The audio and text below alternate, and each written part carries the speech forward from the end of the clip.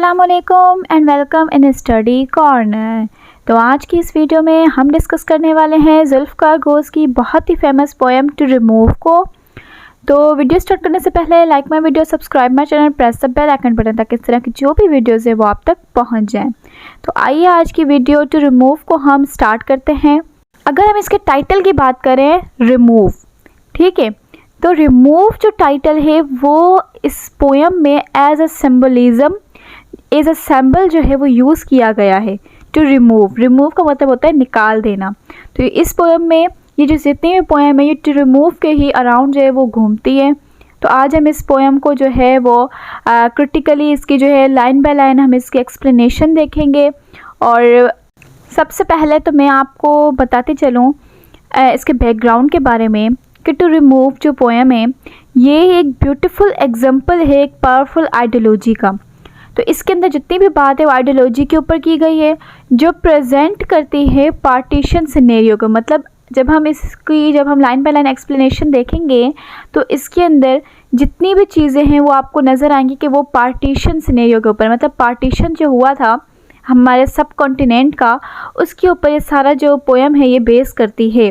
ये जो पोएम है ये नरेट करती है हिस्ट्री को और लिटरेचर को, कि इसके अंदर हम सारी की सारी हिस्ट्री पढ़ेंगे।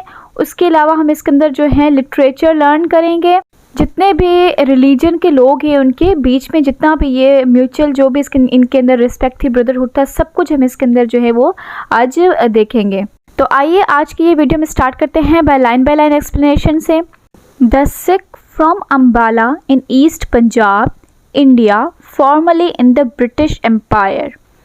अब यहाँ पर आप देखें, यहाँ पर सिख की बात की गई है कि the Sikh from Ambala in East Punjab. Sikh जो हैं वो इंडियंस हैं। तो सिख जो हैं कहाँ से बिलोंग करते हैं? अम्बाला से इन ईस्ट पंजाब, जो कि फॉर्मली क्या था? ब्रिटिश एम्पायर था। ठीक है, इंडिया क्या था? सबसे पहले ब्रिटिश एम्पायर था। पहले क्या होता था? कॉलोनाइजेशन होती थी।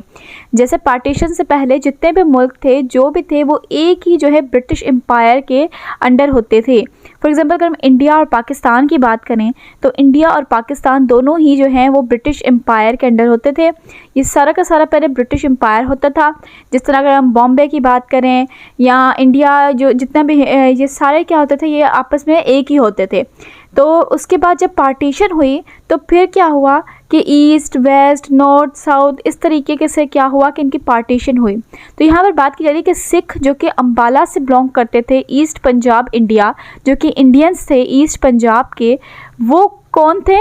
फॉर्मली कौन थे? पहले ब्रिटिश एम्पायर थे। ठीक है, तो यहाँ पर हमने सिख की बात की। सेकंड पर हम आते हैं द मुस्लिम फ्रॉम सियालकोट। अब मुसलमानों की अगर हम बात करें तो मुसलमान कहाँ से बिलोंग करते हैं? सियालकोट से। सिख करते थे अम्बाला से और मुस्लिम्स करते थे सियालकोट से। इन वेस्ट पंजाब, अब इंडियंस का ईस्ट पंजाब और पाकिस्तान का मतलब मुस्लिम्स का वेस्ट पंजाब। ठीक है, तो उनकी आपको ये जो है डिफरेंस पता चल गया कि सिख जो थे वो फ्रॉम अम्बाला से थे। यहाँ पर सारी डिस्क्रिप्शन दी गई है। सबसे पहले इंट्रोडक्शन दिया गया कि Sikh from Ambala in East Punjab India, जो कि इंडिया से बिलोंग करते थे formerly in British empire, and the Muslim from Sialkot in West Punjab Pakistan, जो कि वेस्ट पंजाब पाकिस्तान में है सियालकोट, फॉर्मली ब्रिटिश इंडिया। तो वो भी पहले क्या था? ब्रिटिश इंडिया में था। The Sikh boy and the Muslims boy are 2 of 20 such Sikhs and Muslims. अब यहाँ पर बात ये है कि जो सिख थे और जो मुसलमान लड़के थे, ठीक है, वो कितने थे? आर 2 of 20, ये दोनों कितने थे? 20 इनकी क्वांटिटी थी। सच सिख एंड मुस्लिम्स, तो ये मुस्लिम और जो हिंदू थे इनकी क्वांटिटी को बताया गया कि ये कितने थे? 20 थे। From East Punjab and West Punjab which formerly were the Punjab. अब यहाँ पर बार बार बात की जा रही है कि ईस्ट पंजाब और वेस्ट पंजाब की, तो आपने जो है इसके अपने जहन में रखना है कि यहाँ पर ईस्ट और वेस्ट की बात की जा रही है। विच फॉर्मली वर द पंजाब, जो कि पहले क्या था? पार्टीशन से पहले क्या था? सिंपली एक पंजाब हुआ करता था, लेकिन जब पार्टीशन हुई तो उसके बाद ये ईस्ट और वेस्ट पंजाब में जो है वो डिवाइड हो गया। स्टैंडिंग टुगेदर इन असेंबली, तो यहाँ पर बात की जा रही है कि जब पार्टीशन से पहले जो ईस्ट और वेस्ट पंजाब जो कि एक पंजाब हुआ करता था, एक सिंपल एक पंजाब हुआ करता था, वहाँ पर क्या था कि स्टैंडिंग टुगेदर इन असेंबली, ये जो जितने भी सिख और मुस्लिम बॉय थे ये एक असेंबली में एक साथ ही खड़े होते थे, मतलब एक ही साथ रहते थे। fearfully miming the words of Christian hymn, और वहाँ पर क्या होता था कि आपको पता है कि ब्रिटिश जब रूल हुआ करता था तो वहाँ पर जो है क्रिश्चियंस का बहुत ज़्यादा अराइज हुआ करता था, मतलब वहाँ पर हर चीज़ क्रिश्चियन के अंडर होती थी, वहाँ पर जो भी ब्रिटिश कहते थे वही करना पड़ता था।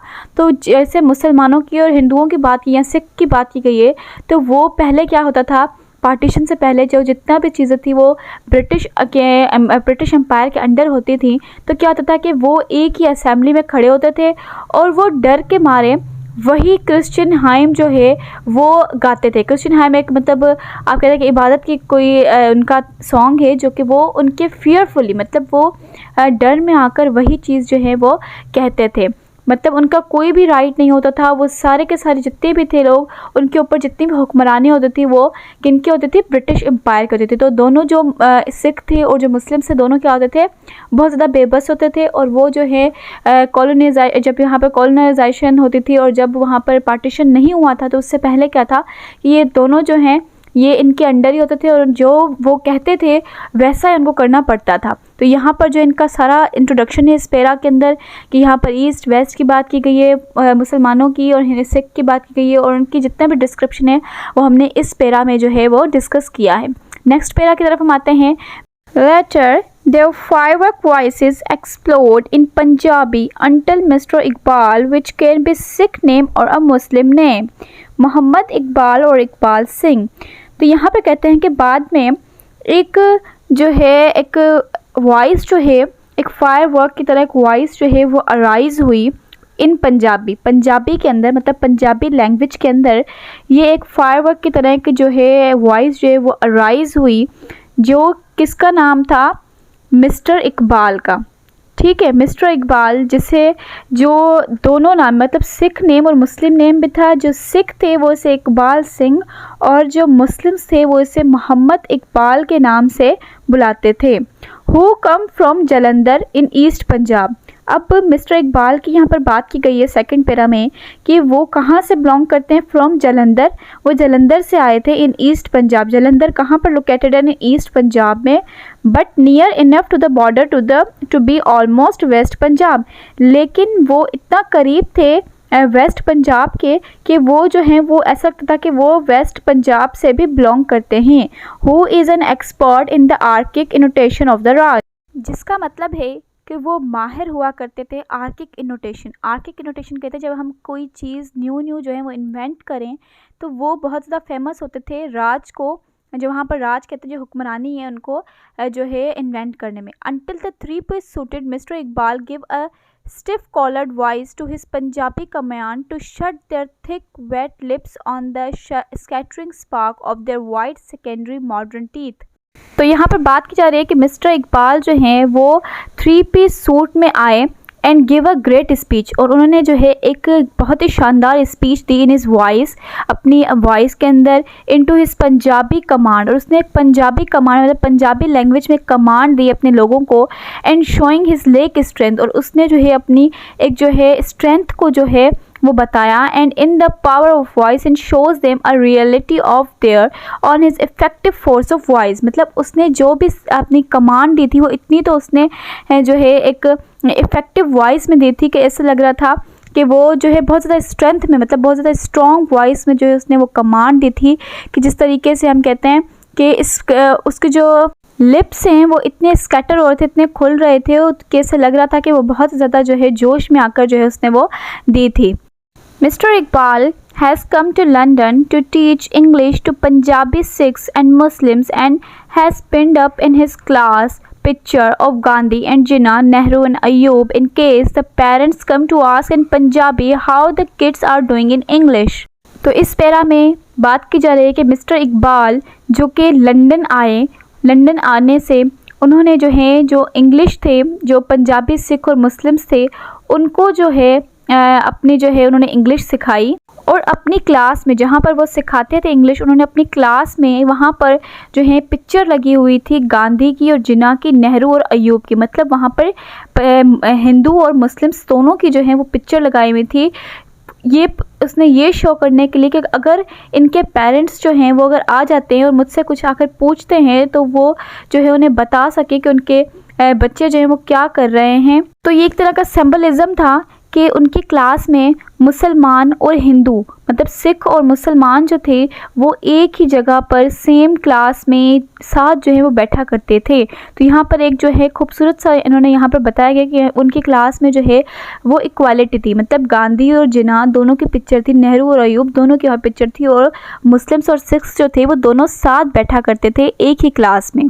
एंड सो 20 ईयर्स आफ्टर, अब यहाँ पर आप देख सकते हैं यहाँ पर लिखा 20 ईयर्स आफ्टर, 20 सालों के बाद।